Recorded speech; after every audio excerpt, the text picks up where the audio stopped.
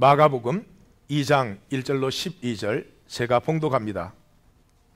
수일 후에 예수께서 다시 가버나움에 들어가시니 집에 계시다는 소문이 들린지라 많은 사람이 모여서 문 앞까지도 들어설 자리가 없게 되었는데 예수께서 그들에게 도를 말씀하시더니 사람들이 한 중풍병자를 네 사람에게 메어 가지고 예수께로 올세 무리들 때문에 예수께 데려갈 수 없으므로 그 계신 곳에 지붕을 뜯어 구멍을 내고 중풍병자가 누운 상을 달아내리니 예수께서 그들의 믿음을 보시고 중풍병자에게 이르시되 작은 자야 내 죄사함을 받았느니라 하시니 어떤 서기관들이 거기 앉아서 마음에 생각하기를 이 사람이 어찌 이렇게 말하는가 신성모독이로다 오직 하나님 한 분 외에는 누가 능히 죄를 사하겠느냐.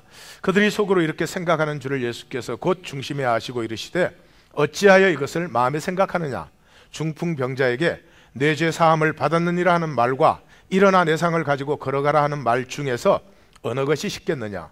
그러나 인자가 땅에서 죄를 사하는 권세가 있는 줄을 너희로 알게 하려 하노라 하시고 중풍병자에게 말씀하시되 내가 내게 이르노니 일어나 내 상을 가지고 집으로 가라 하시니 그가 일어나 곧 상을 가지고 모든 사람 앞에서 나가거늘 그들이 다 놀라 하나님께 영광을 돌리며 이르되 우리가 이런 일을 도무지 보지 못하였다 하더라. 아멘. 오늘 본문은 굉장히 간단한 얘기입니다. 또 어떤 의미에서 보면 핵심도 분명한 얘기입니다. 그럼에도 불구하고 이 이야기를 나누기가 쉽지 않습니다. 그 이유는 우리가 스스로 속이는 부분이기 때문에 제가 말씀을 드려도 아마 많은 성도님들이 이 말씀이 듣기가 싫을 것입니다. 또 듣고 싶지가 않을 것입니다. 들으셨다고 해도 그것이 아니겠지라고 부정하고 싶은 그런 말씀이 될 것입니다. 그래서 사실 잠을 잘 못 자고 설쳤습니다. 이 말씀을 어떻게 잘 전달할 수 있나 그 생각 때문에 제가 빅에 머리를 대면 잠이 드는 사람인데 몇 시간을 못 자고 굉장히 설치고 나왔습니다. 오직 하여튼 성령님에게 제가 간구하며 이 말씀을 나누겠습니다. 우리가 일반적으로 사용하는 의미와 성경의 의미가 가장 다른 단어가 용서입니다. 우리가 일반적으로 용서 그러면 뭐 잘못했지만 괜찮다든지 잘못했지만 it's okay 지나가자라든지 뭐 등등등 그런 의미로 사용합니다. 그러나 성경은 전혀 다른 의미입니다. 용서한다는 말은 진리로 자유하다는 말씀입니다. 다시 말씀드립니다. 성경의 용서는 진리로 자유하다 그런 말이에요. 그게 무슨 뜻이냐?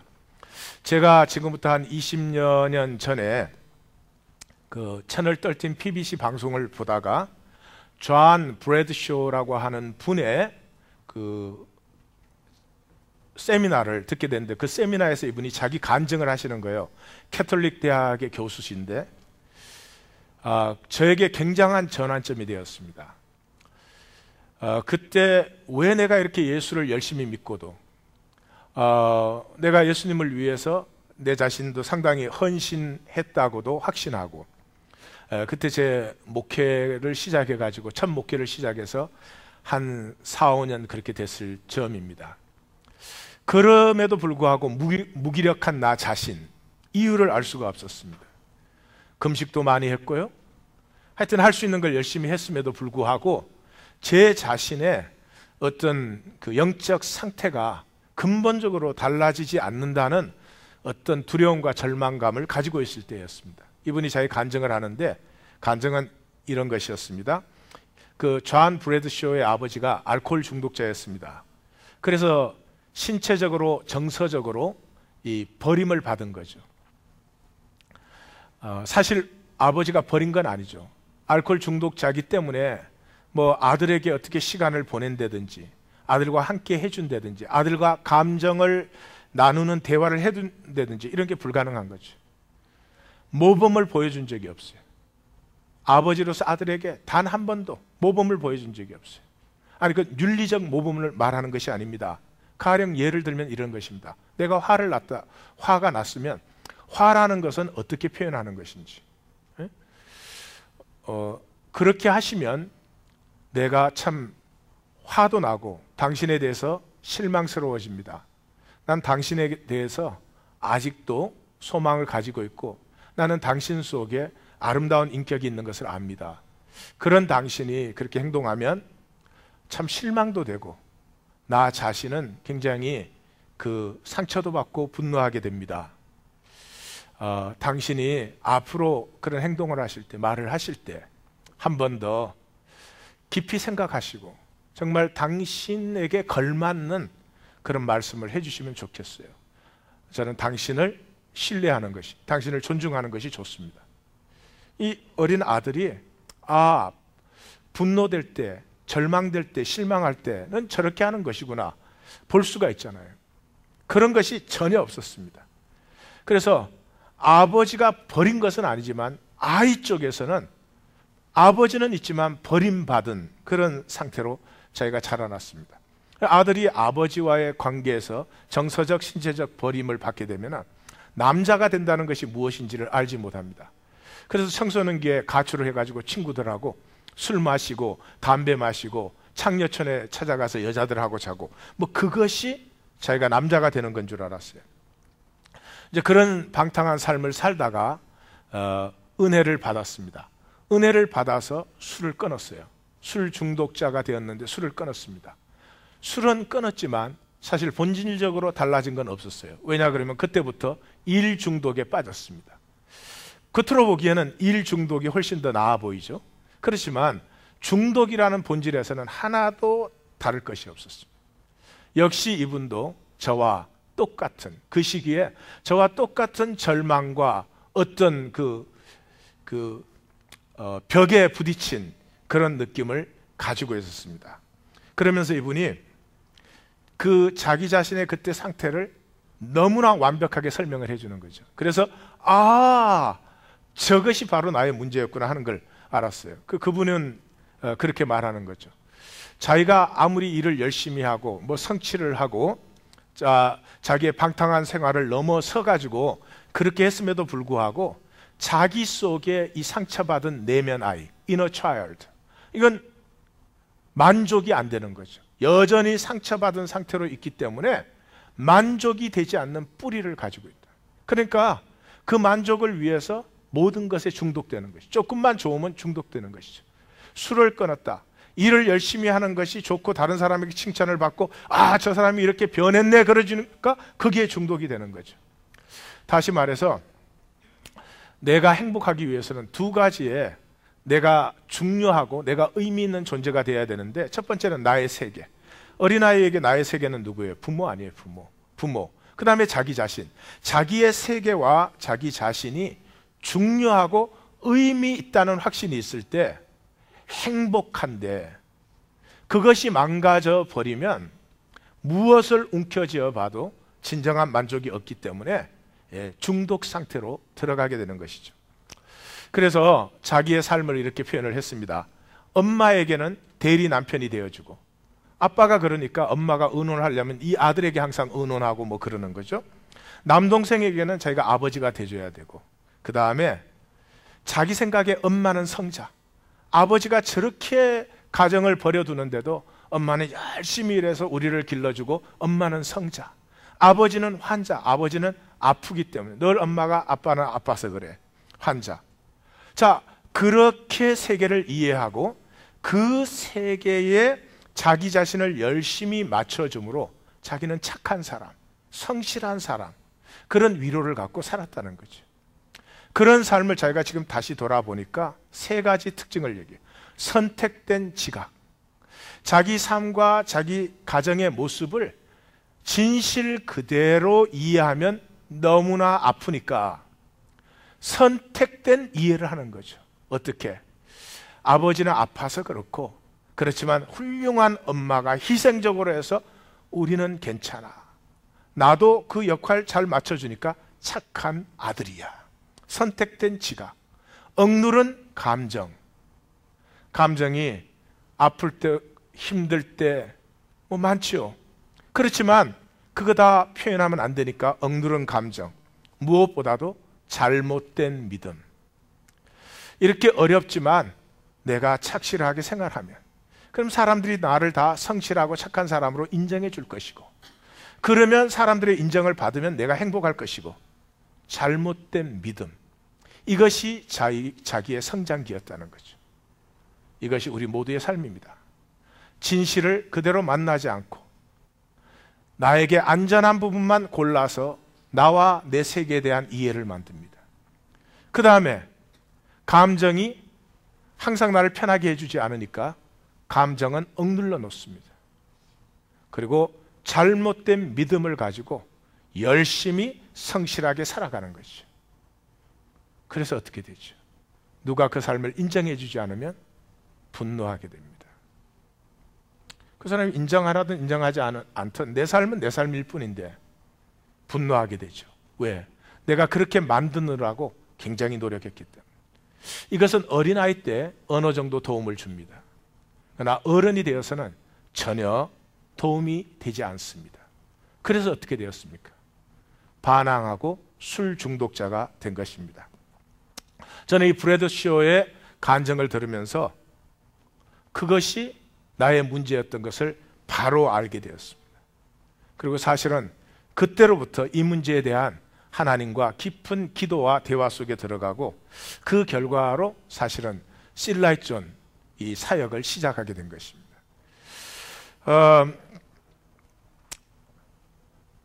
좀 이상한 얘기 같지만요, 우리 안에 있는 내면 아이는 용서를 원하지 않습니다. 이 어린아이는 굉장한 죄책감을 가지고 있습니다. 아버지가 화를 내면 어린아이는 아버지가 건강하지 못해서 저 화를 내는 거다, 그렇게 이해가 안 됩니다. 아버지가 화를 내고 두려운 느낌이 들어오면 I must be bad, 내가 나쁜 아이야, 그래서 이런 거야, 이렇게 생각이 됩니다. 이 감정 중심의 논리입니다. 아이에게는 감정 중심의 논리, 자기 중심의 논리, 이렇게 두 가지의 논리가 있습니다. 또 아빠가 화를 내면은 분명히 내가 뭔가를 잘 못해서 그럴 거야, 내가 잘했더라면 아빠가 행복할 텐데, 이렇게 생각을 하지, 아빠가 많이 아파서 건강하지 못해서 저런 거야, 이렇게 생각되지 않습니다. 그래서 이 아이는 엄청난 죄책감을 갖고 있습니다. 죄책감은 전부가 거짓입니다. 왜? 하나님은 죄책감을 주지 않습니다. 하나님은 즉시로 용서를 주십니다. 죄책감은 마귀가 속여서 주는 것입니다. 그러나 우리의 삶에서 그 죄책감이 해결되지 않으니까 이 내면 아이는 엄청난 죄책감을 가지고 살아갑니다. 그러면 어떻게 되죠? 내가 성공하면, 내가 돈을 많이 벌면, 내가 사람들에게 존경받는 사람이 된다면, 내가 무언가를 이룬다면 그때는 모든 사람이 나를 용서하겠지, 모든 사람에게 내가 떳떳한 사람이 되고 모든 사람이 내 얘기를 들어줄 거야 라고 생각을 합니다. 이 내면 아이는 그러면 용서를 딱 받으면 그런 허상의 욕망이 싹 씻어져 버리거든요. 자유해지는 것이죠. 그런데 그 어린아이는 용서를 원하지 않습니다. 뭐를 원하죠? 보상을 원합니다. 내 만족되지 않은 욕구가 채워지기를 원하지 결코 용서를 원하지 않습니다. 이것이 우리가 거꾸로 사는 이유입니다. 자, 내 삶에서 행복하기 위해서는 내가 누구인지 떳떳해지면 됩니다. 누가 뭐라 그래도 내가 나로 걸어갈 수 있는 나의 정체성이 선명해진 사람은 기쁘고 행복하고 긍정적으로 창조적으로 살아갑니다. 근데 우리 중에 그걸 원하는 사람 없습니다. 대부분은 나는 가만 놔두고 타인과 환경이 내 뜻대로 되기를 원해요. 자유하다는 것, 진리로 자유하다는 것, 어마어마한 것입니다. 그러나 자유를 원하지 않습니다. 뭐를 원하죠? 내 마음대로 컨트롤할 수 있게 되기를 원합니다. 이 세상 아무것도 내가 컨트롤하지 않아도 됩니다. 내가 자유하면 되는 것입니다. 근데 자유를 원하지 않고 컨트롤을 원합니다. 문제가 생겼으면 문제를 해결하면 됩니다. 문제 해결을 원하는 사람은 아무도 없습니다. 그 문제 때문에 생긴 감정을 해소하려고 합니다.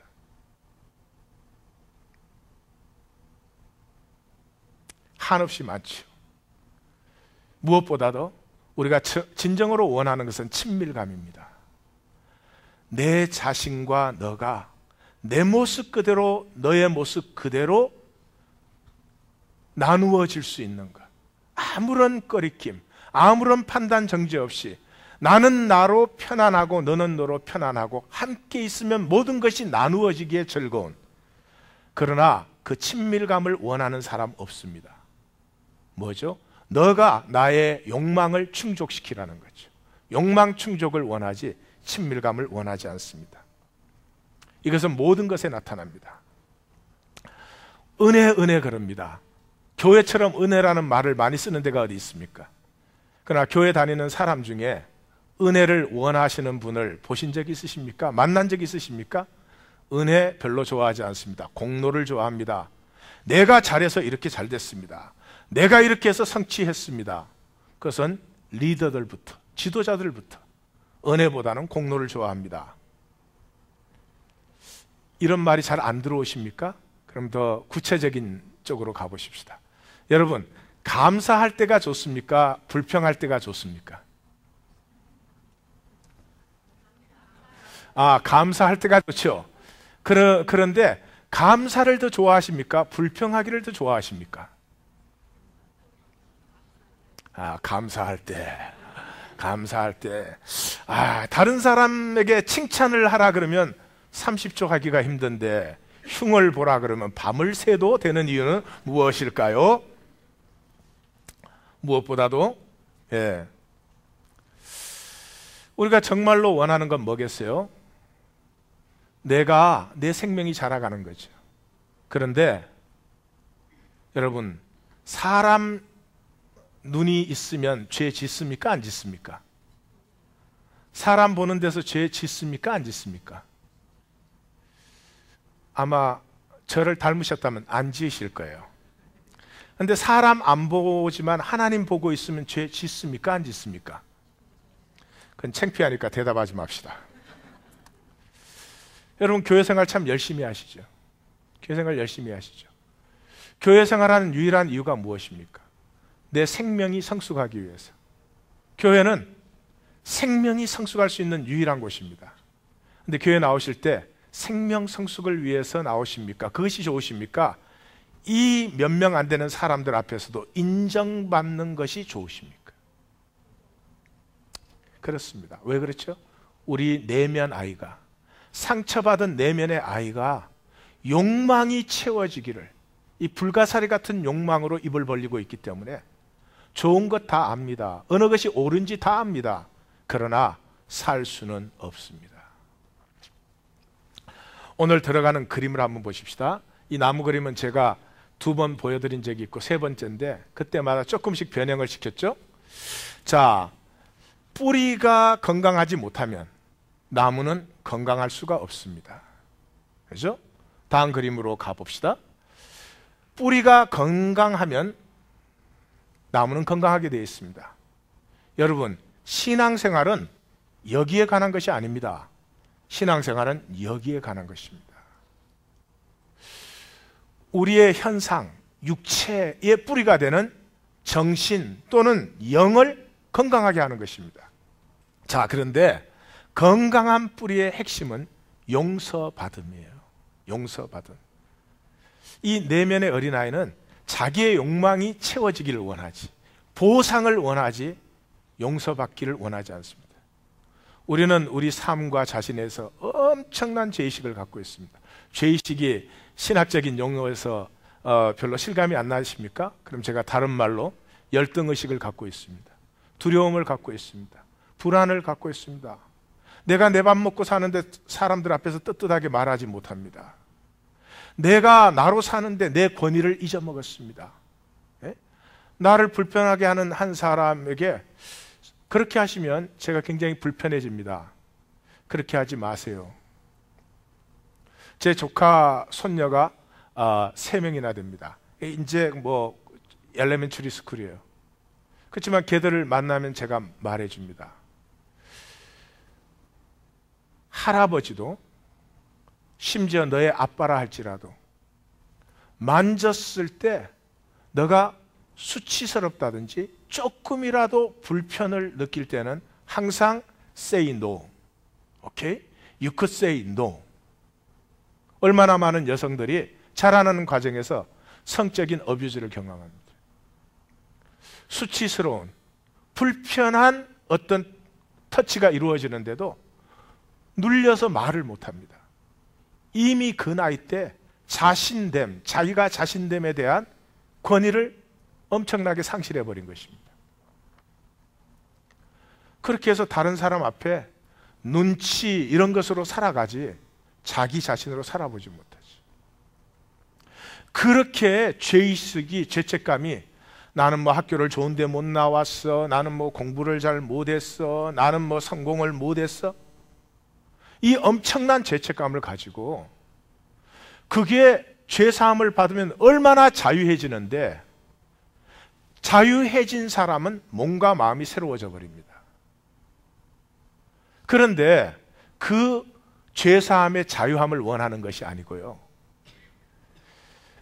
공부 못했다고 대접받지 못했던 그 대접의 욕망을 채워야 되겠다는 거죠. 욕망 자체가 허상이니 아무리 채워봐야 무저갱에다가 뭘 채우는 거죠. 아무리 채워야 만족이 없습니다. 용서 받으면 죄사함이 됩니다. 그 사람은, 제가 아까 용서란 진리로 자유함을 얻는다는 거죠. 그 자기의 죄책감들이 씻어져 버리면 그제서야 그때 아버지가 나한테 소리를 질렀던 상황이 이제는 여유를 가지고 객관적인 입장에서 볼 수 있습니다. 아, 아버지가 불건강하셨구나. 내가 잘못된 것이 아니었구나. 그래서 그것 때문에 내가 두려워할 필요도 없고, 그것 때문에 내가 죄책감을 가질 것도 없고, 내가 잘못된 것은 아니었구나. So I could go for today. 과거에 사로잡혀 살지 않고 현재로 돌아올 수 있게 된단 말이죠. 그런데 그래서 용서를 못하면 종노릇하고 있는 거죠. 과거의 두려움, 과거의 상처에 아직도 나는 붙들려 있는 거죠. 그래서 내 삶은 자라보고 놀란 사람이 소뚜껑 보고 지금 놀라고 댕기는 거죠. 그때 채워지지 않은 욕망을 지금 뭐 채워보려고, 돈이 뭐 명예가 뭐 그런 것을, 그런 것은 누리시면 좋은 것입니다. 얼마든지 누리십시오. 그러나 그것이 내 존재의 문제를 해결해 준다는 거짓말은 절대로 믿지 마십시오. 왜? 그렇게 되지 않으니까요. 그렇게 해서 용서를 거부하는 거죠. 용서받기를 거부하고 보상을 원하는 그런 상태가 바로 사로잡혀 있는 상태입니다. 자, 이 얘기를 놓고 오늘의 얘기로 들어갑니다. 오늘부터 간청 이야기가 시작됩니다. 퀘스트 스토리. 퀘스트 스토리, 간청 이야기는 간청자와 그의 간청이 소개됩니다. 그러면 반응자가 간청을 들어주든지 거절하든지 성공 또는 실패가 나타납니다. 이 간청 이야기는 교정 이야기, 반대 이야기, 칭찬 이야기, 그동안 우리가 나누었던 이런 얘기들과 중복 부분이 많습니다. 그러나 간청 이야기의 특징은 반드시 그 간청이 성공했는지 실패했는지가 결과가 명시된다는 것이죠. 그리고 간청자의 간청이 긴장을 불러일으킵니다. 저게 될 것인가? 안 될 것인가? 그렇게 관심을 불러일으킴으로 우리를 그 상황 안으로 들어가게 만들어요. 그리고 마침내 뜻을 이루는 이런 간청자를 대개 모본으로 제시합니다. 근데 이 모본이 되는 간청자는 대개가 아웃사이더예요. 뭐 이방인이라든지, 그 당시에는 사람으로 대접받지 않는 여인이라든지, 뭐 과부라든지, 세리장이라든지, 뭐 이런 식의 굉장한 아웃사이더를 불러서 모본으로 제시하는 이유는 뭐겠어요? 이런 사람도 하나님께서 그의 청을 들어주신다면 너희들의 청은 하물며 들어주지 않으실 리가 있겠느냐. 서론에 다 지쳐가지고 그냥. 사실 제가 드린 얘기는 하나도 어려운 얘기가 아니에요. 그렇지만 우리 안에 리지스트합니다. 우리는 용서받고 싶지 않습니다. 내 욕망이 채워지기를 원하지. 그래서 무의식적인 이렇게 밀어냄이 좀 있을 거예요. 자, 대표적인 성경의 간청 이야기들은 제가 뽑아놓은 이런 것들인데, 아마 다음 주에는 우리가 부자 청년의 간청, 이것이 베드로의 질문과 연결되어 있는 부분인데 재미있을 것 같아요. 같이 보겠습니다. 자, 오늘 본문 이해를 위해서 마가복음을 또 보겠습니다. 마가복음은 기적 이야기와 죽음 이야기로 되어 있다. 그리고 이 기적 이야기와 죽음 이야기가 겹치는 부분이 제자도 부분인데, 이 제자도 부분은 벳세다의 소경 이야기로 시작해서 바디메오 소경 이야기로 끝난다. 오늘 본문은 기적 이야기 속에 들어 있습니다. 이 기적 이야기는 서론과 이 기적으로 말미암아 인자의 권세가 나타나니까 그 선포하는 하나님 나라와 종교 지도자들의 갈등이 일어나는 이런 세 부분의 한 가운데 인자의 권세와 기적 부분에 나오고 있습니다. 그러면 인자와 기적 부분을 또 보십시다. 인자와 기적 부분을 보면은 기적 이야기들과 그 기적 이야기가 끝나고 선원들, 왜 죄인과 세리와 먹습니까? 그러니까 의원이 병자에게 필요한 것처럼 나는 의인이 아니라 죄인을 위하여 왔다.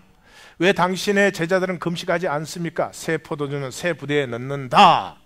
왜 밀 이삭을 안식일날 잘라 먹습니까? 인자는 안식일에도 주인이다. 또 이 안식일날 손 마른 자를 치유하니까 시비를 거니까 안식일에 생명을 구하는 것이 옳으냐 구하지 않는 것이 옳으냐, 선을 행하는 것이 옳으냐 악을 행하는 것이 옳으냐, 이렇게 예수님의 선언들이 나오는 선언 이야기와 기적 이야기가 겹치는 부분이 오늘 본문입니다. 마가는 이렇게 겹치는 이것을 사용해서 전체의 주제를 나타나게 하는, 기적 이야기와 죽음 이야기가 겹치는 곳에 제자도의 주제가 나오듯이 그러한 수법을 많이 쓰고 있습니다. 그래서 오늘 본문을 보시면 기적 이야기로 시작해서 기적 이야기로 마감하는데 그 안에 선언 이야기가 들어가요. 자, 배경, 소문이 들린지라. 무슨 소문이 들렸어요? 이 기적 앞에 4개의 기적이 연속적으로 행해졌죠. 그러니까 예수님이 기적을 행하시는 소문이 들리니까 사람들이 내 친구가 한 중풍병자를 예수님에게 데리고 왔어. 문제가 뭐예요? 중풍병자예요? 해결이 어떻게 됐죠? 일어나 내 상을 들고 집으로 가라. 그랬으니 해결이 됐어요. 결과가 어떻게 됐어요? 다 놀라 하나님께 영광을 돌리더라. 다 놀라 하나님께 영광을 돌리더라. 예, 옆에 분에게 저는 목사님 설교 들으면 놀라워서 하나님께 영광을 돌리고 싶습니다. 자, 그렇게 해서 기적 이야기의 문제가 퍼펙트하게 해결되고 결과까지 나왔습니다. 그 사이에 선언 이야기가 끼어들어요. 첫 번째 5절 시작하자마자 내 죄가 소자야 내 죄가 사함을 받았느니라 선언하시고, 제일 마지막 10절에서 인자가 땅에서 죄사함의 권세가 있는 것을 너희로 알게 하려 하노라 또 선언이 이루어지고, 그 선언 사이에 문제가 있고 해결이 되어집니다. 문제는 뭐죠? 신성 모독이로다.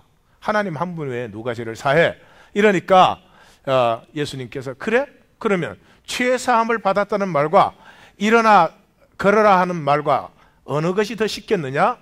내가 보여주지. 일어나 내 상을 들고 집으로 가라. 그랬더니 갔다는 거죠. 이렇게 해서 기적 이야기와 선언 이야기가 겹치는 이 본문에서 전체의 주제를 나타내고 있다. 전체의 주제.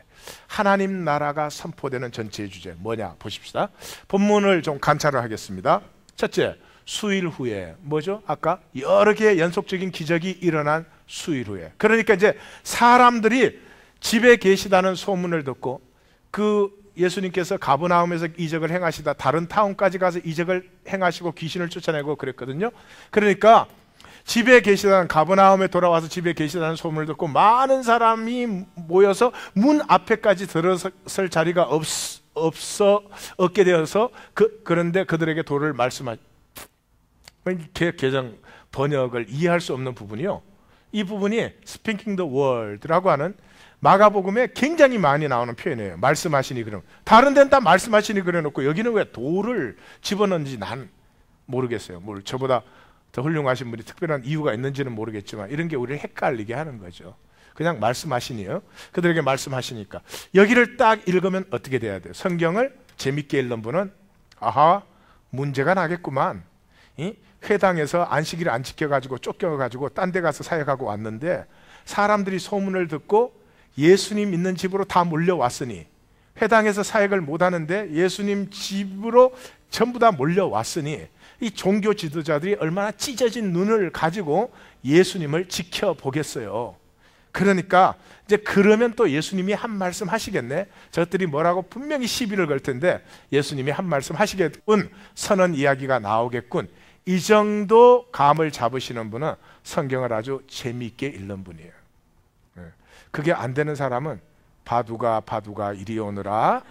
그러니까 성경을 읽기는 읽지만 제가 읽는 건 아닙니다. 그런 정도 대답을 하셔야 돼요.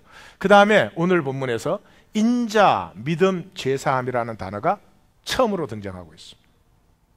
하나님 나라의 복음이 선포되면서 이 마가복음의 주제가 되는 세 가지 단어가 동시에 최초로 등장하고 있다. 벌써 불이 번쩍 경고등이 커지셔야 돼요. 그 다음에 복음서, 특별히 마가복음답지 않은, 마가복음은 예수님의 죽음 이야기는 자세히 하지만 앞에 쪽은 굉장히 간단하게 지나가잖아요. 다른 복음서에서는 예수님의 사역의 서론을 얘기하는데 넉 장, 누가복음도 넉 장, 마태복음 다 넉 장 들어가잖아요. 마가복음에서는 1장 1절에서 16절 16절에서 다 끝내요. 시작하자마자 하나님의 아들 예수 그리스도의 복음이라 그렇게 해버립니다. 그런 마가복음이 이 초반 부분에 굉장히 자세하고 비비트, 실감나는 묘사를 하고 있습니다. 뭐 지붕을 뜯어서 구멍을 뚫고 달아서 내리고, 벌써 이 정도 되면은 이 본문이 그냥 있는 본문이 아니라 우리를 그냥 빨아들이는, 본문 속에 들어가지 않을 수 없게 그렇게 만드는 거죠. 그 다음에 세 번째, 죄와 병의 문제가 당연히 생각나죠. 예수님께서 그래? 그러면 이 죄사함 받았다는 말과 자리를 들고 일어나 걸으라 하는 말과 어느 것이 더 쉽겠느냐? 그럼 내가 자리를 들고 일어나 걸으라. 그렇게 하시고 이 병든 사람이 왔으면 안수를 해주시든지 뭐 다른 때처럼 말씀으로 선언, 내 병이 나았느니라, 뭐 일어나 걸으라 그러면 되지. 갑자기 난데없이 소자야 내 죄가 사함을 받았느니라.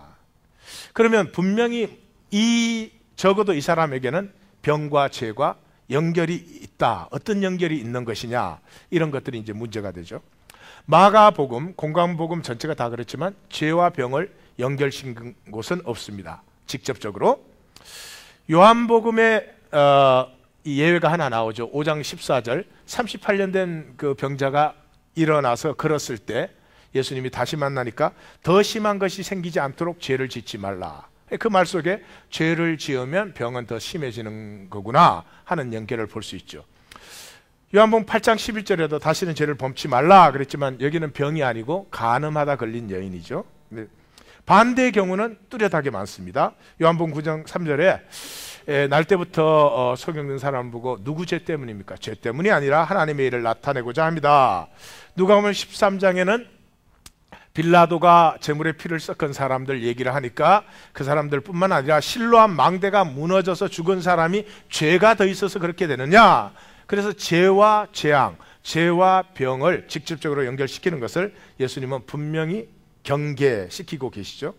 그리고 오늘 본문에서도 구체적인 죄의 언급은 없습니다. 그러므로 죄와 병의 연결이 있다면 이것은 일반적인 의미다.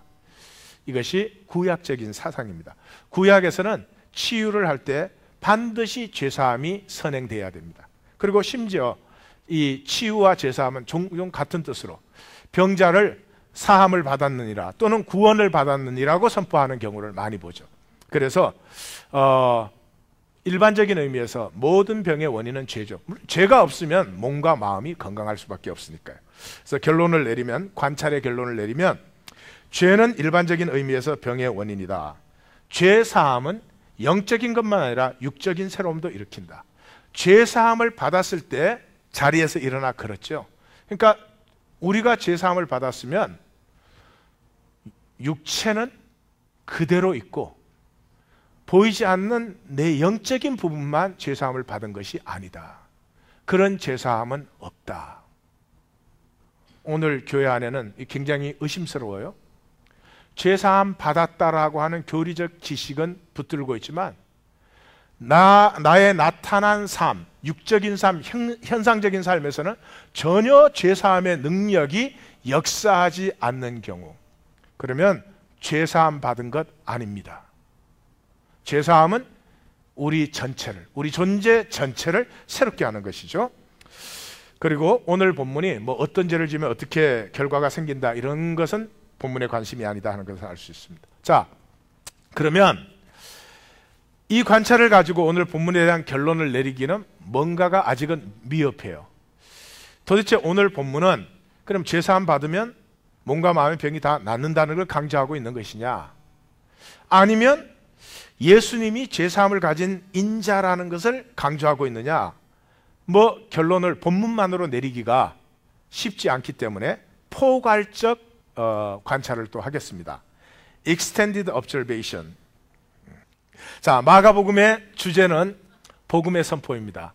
예수 그리스도, 하나님의 아들 예수 그리스도의 복음의 시작이라 복음의 선포예요. 복음의 내용은 뭐예요? 무조건적인 용서예요. 하나님의 가슴이에요.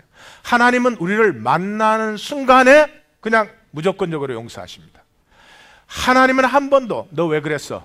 너 과거가 엉망이구나, 그러지 않습니다. 하나님은 나를 딱 만나는 순간에 모든 관심이 너가 이 시간까지 성자로 살아왔던, 너가 이 시간까지 강도로 살아왔던 그게 나의 관심이 아니라 지금부터 너는 누구로 사느냐, 지금부터 너는 나의 자녀로, 지금부터 너는 나의 유업자로, 지금부터 너는 나의 생명이 피어나는 사람으로 살아달라.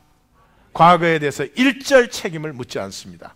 과거로부터 우리를 자유하기를 원하고 자유케 하십니다. 그래서 복음의 핵심은 죄사하며 하나님이 우리를 만나는 순간에 우리를 새롭게 하시고 지금부터 새롭게 살도록 사랑과 은혜를 풍성하게 해주시죠. 자, 이것이 하나님의 가슴입니다. 이 하나님의 가슴이 나타나면 이 용서가 복음이죠. 기쁜 소식이 더 이상 내가 죄의식에, 죄책감에 사로잡힐 필요 없다. 더 이상 내가 무슨 뭐 돈을 많이 벌어야, 내가 무슨 성공을 해야 그때야 내가 인정받는 사람이 될 것이 아니라, 아니 내 안에 하나님 주신 생명만으로 나는 얼마든지 존귀하며 아름다우며 지금 이 시간부터, 아직은 내가 미성숙해서 다 못 누려도 내 안에 있는 존귀함과 성숙함을 나누고 누리는 기쁨을 얼마든지 살 수 있다. 살 수 있다. 예. 그래서 우리 하나님 교회 기도는, 이런 기도는 절대로 하지 마시고, 오늘 우리 차관성 선생님 기도 참 잘해 주셨는데, 하나님 내가 승리할 수 있는 능력을 주시옵소서. 그러지 말고 승리하시면 돼요. 지금부터. 네? 하나님 나를 헌신할 수 있도록 붙들어 주시옵소서. 아니, 헌신해요. 작은 것부터 헌신하라고. 우리 이 내면 아이가 우리를 종교적으로 어떻게 속이냐 그러면요, 헌신은 안 하고 주님 나로 헌신하게 하옵소서 그렇게 기도했으니까 된 거야 이제. 예. 남편 아내가 안 해도 내가 저 사람에게 잘해주려는 마음은 있어. 그럼 됐어. 얼마나 많은지 몰라. 마음이, 내가 손끝도 까딱 안 하지만 아니라 가짜라 이거예요. 죄사함을 받으시면요, 내 죄사함을 받았다는 확신이 들어오면서부터요, 내 몸과 마음이 새로워지게 되어 있습니다. 홀네스요. 아까 존 브래드쇼가 뭐라고요? 내가 삶을 어떻게 살았다고요? 선택된 지각, 억누른 감정, 잘못된 믿음. 내가 만든 세계 속에서, 교회 나오시는 분들이 내가 만든 세계 속에서 교리적 지식 이런 걸 이용해 가지고 난 죄사함 받았어, 난 그래도 교회 다니니까 의로운 사람이야, 저 세상에 있는 죄인들 이러고 산단 말이에요. 죄사함 받았으면 죄사함의 능력이 나타나야죠. 세 번째, 하나님의 가슴은 누구를 통해서 나타났냐? 종교를 통해서 나타나지 않았다. 인자를 통해서 나타났어요. 인자가 누구예요?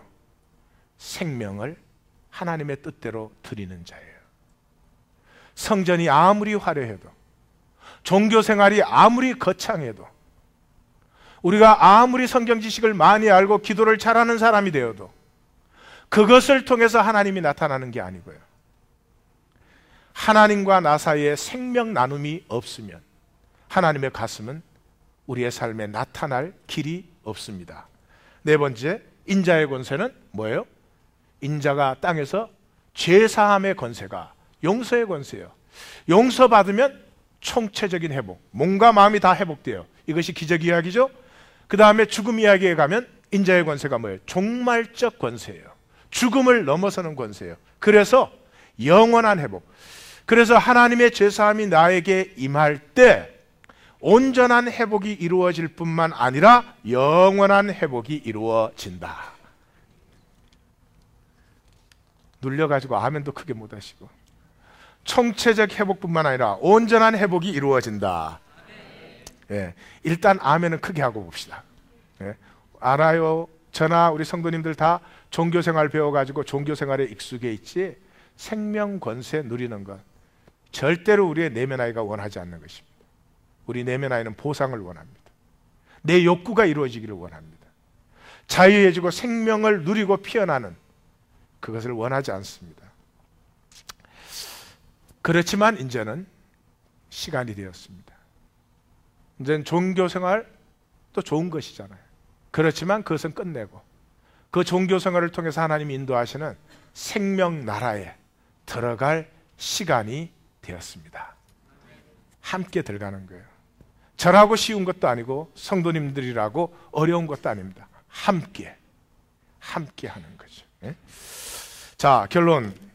긴장감이 넘치며 자세하고도 실감나는 묘사를 통해 우리를 예수님의 사역의 현장으로 초청. 벌써 이 얘기를 보면 뭐 지붕을 뜯고 구멍을 뚫어 사람들이 까뜩 모였는데 뭐 이런 얘기를 읽다가 보면 우리도 모르게 그 자리에 들어가게 되죠. 특별히 서기관들이 참남하도다, 저가 누구기에 죄를 사하는가, 이런 걸 하면 야, 이거 어떻게 될 것이냐, 그러고 얘기 속에 싹 빨려 들어가잖아요. 그죠? 드라마 볼 때처럼. 드라마는 몸과 마음과 성품과 힘을 다해 잘 보시면서 성경은 왜 머리로만 읽는지 도대체 참 알 수가 없어요. 사역의 현장으로 초청되어 인자 되신 예수님을 믿어 생명 전체가 회복되는 하나님의 용서를 체험케 한다. 이 얘기가 성경에 들어있는 이유는 그 속에 나도 모르게 빨려들어서 거기서 인자 되신 예수님, 용서의 권세를 가진 예수님을 만나서 죄사함을 받음으로 말미암아 정말로 내 중심이 살고 싶었던 그 삶이 내 몸과 마음에 피어나는 이 은혜를 베풀고자 이 얘기가 그 자리에 있다. 결론이 됐습니까? 예, 그렇지만 설교는 여기서 끝낼 수가 없어요. 조금 더 정리를 해보십시다. 그러면 본문의 첫째 비교가 되죠. 예수님께서 죄사함을 받았다 그랬을 때 서기관들은 안 믿었어요. 이 중풍병자는 믿었어요. 이거는 반반이죠. 하나님의 말씀, 예수께서 말씀을 하실 때 예수님이 그냥 말씀하시는 것이 아니라 그 중풍병자를 향한 모든 사랑으로 말씀하기 때문에 그 중풍병자가 죄사함 받았다는 것이 믿어진 것이죠. 믿어졌기 때문에 일어나라 그럴 때 순종할 수 있었지, 믿어지지 않았으면 일어나라 그럴 때 순종되지 않죠. 믿어졌어요. 이게 기적이에요. 우린 사실 믿지 않습니다. 머리로 이해합니다. 선택된 지각, 존재 전체가 그 말씀에 붙들려버리는 내가 믿는 믿음이 아니라 하나님이 선물로 주신 믿음을 이 시대는 잘 모릅니다. 주여 내게 믿음을 주시옵소서. 주여 내가 믿나이다, 나의 믿음 없는 것을 도와 주시옵소서. 믿게 되시기를, 믿음의 선물을 꼭 받으시기를 주님의 이름으로 축원합니다. 믿는다 그러면서 예배 올까 말까도 자기가 주체야. 예수님의 말씀에 순종할까 안 할까도 자기가 주체야. 예배 참석해가지고 찬양을 하는데도 내 기분 되면 찬양하고 아니면 no 그런 거 이제 no more of those things. 이 중풍병자가 들려서 왔는데요, 예수님이 그 존재 전체를 꿰뚫어 보고 계시는 거죠. 소자야 내 죄 사함을 받았느냐. 이게 믿어졌어요, 이 사람에게. 자, 이 믿음, 내 존재가 이제는 죄사함을 받았다고 할 때 죄로부터 자유한 존재, 이 빙의 용서받은 자가 되는 거죠. 용서받은 자가 됐을 때 순종할 수 있게 됩니다. 순종했을 때 믿음이 현실로 나타났죠. 그래서 이 소자에 대해 죄사함을 받았다고 선언하셨을 때 이 중풍병자는 그것이 믿어졌습니다. 참 기적이지만 믿어졌습니다. 믿어졌기 때문에 일어나 내 상을 가지고 걸어라 그러니까 그 말에 순종해서 일어날 수가 있었습니다. 그러므로 용서는 결코 지식이 아닙니다. 용서는 지식이 아닙니다. 우리가 아무리 하나님의 십자가와 용서와 사랑을 잘 이해해서 이렇게 하나님은 분명히 우리를 용서하셨다 이해를 하셔도 용서의 죄사함의 능력은 우리의 삶에 나타나지 않습니다. 볼테르가 누군지 아시죠? 세계에서 가장 강력한 무신론자 볼테르가 이렇게 말했습니다. 볼테르에게 그 당시는 다 그 종교생활하는 시대 아니에요. 그래서 당신 그렇게 하면 하나님이 당신 용서 안 해 그랬어요. 하나님 안 믿는 사람이니까. 그러니까 이 볼테르가 그렇게 말했습니다. Dio me perdonera se sto son media. God will forgive me because that's his business. 퍼펙트 용서에 하나님의 용서에 대한 퍼펙트 지식입니다. 퍼펙트 언더스탠딩. 그러나 이 사람이 용서받은 사람입니까? 용서받음 없는 사람입니다. 왜 그러죠?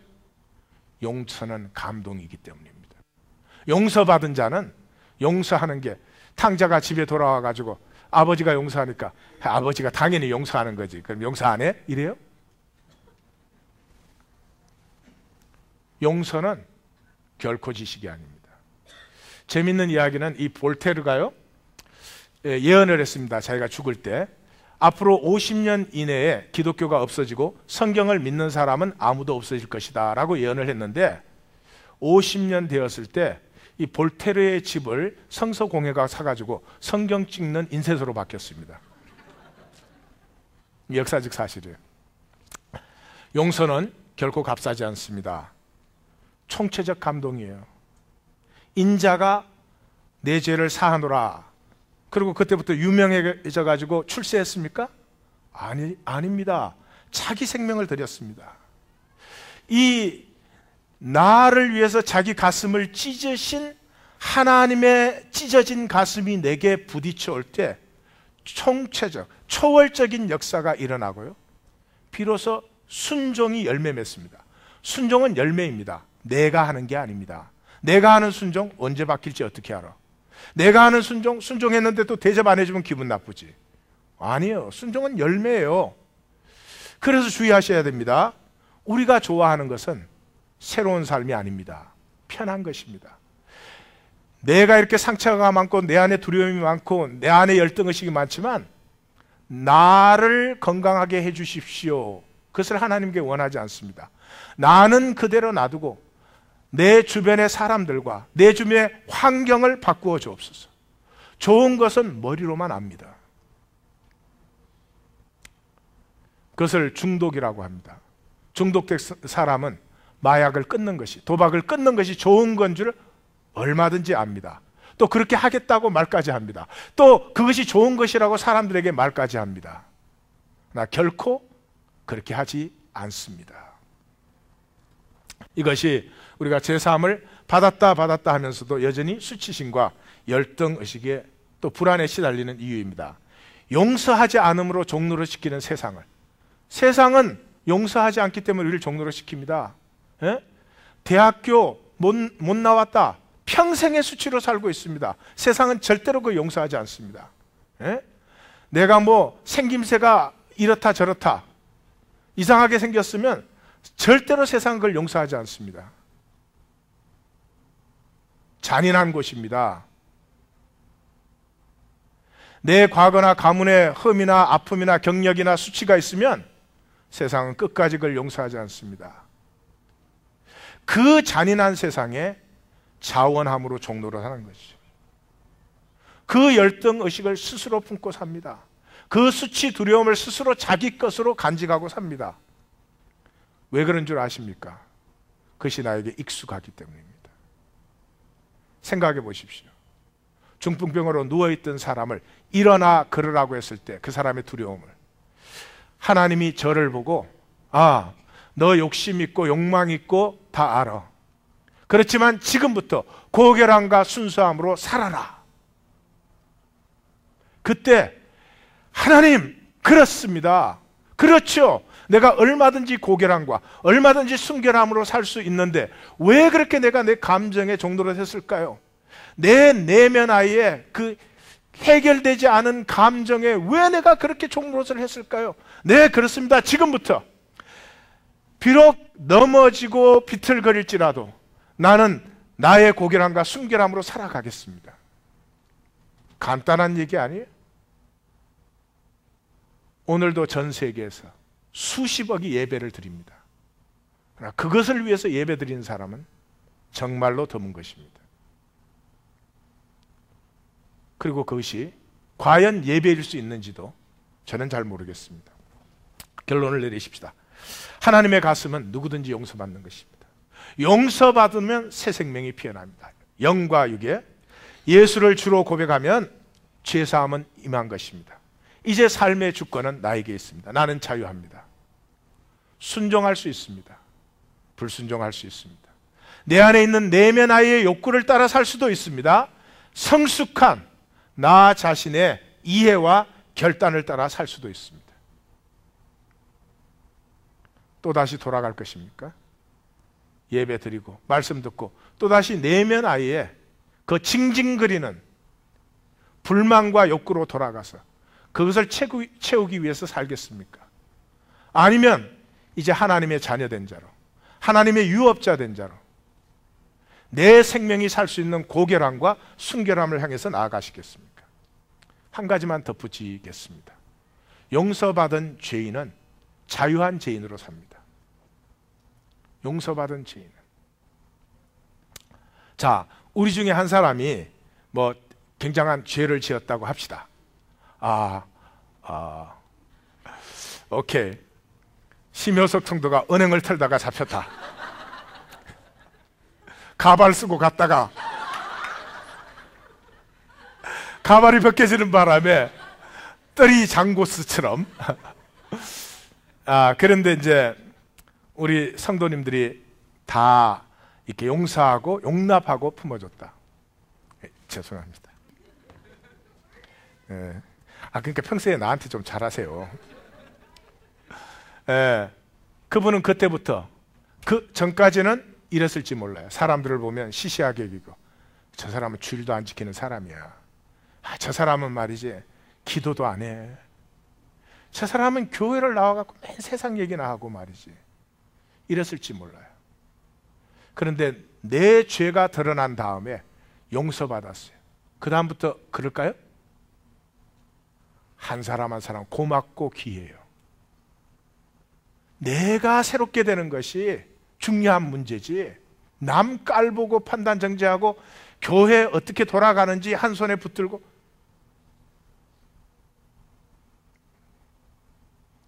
용서받은 사람은 죄인이에요. 죄인. 근데 자유한 죄인으로 살아요. 이 놀라운 은혜입니다. 그때부터 더 이상 의인인 척하지 않아도 돼요. 나 자신이 될 수 있어요. 비로소 친구가 될 수 있어요. 더불어 살기가 시작되는 것입니다. 최고의 능력입니다. 더불어 살기를 할 수 있는 사람에게는 돈이 능력되지 않습니다. 돈이 권세되지 않습니다. 명예나 지위가 권세되지 않습니다. 생명과 생명이 소중한 것이죠. 생명을 억누르던 모든 저주가 사라집니다. 거기에 순종은 기본이 됩니다. 자, 탕자가 집에 돌아왔어요. 아버지가 그 다음날 아침에 포도원에 가자. 근데 탕자가 저 오늘 몸이 좀 안 좋거든요. 그럴까요? 불러주는 게 고맙죠. 불러주는 게. 옆에 분에게 게 순종은 기본입니다. 아니면 잡종이니까요. 기도하십시다.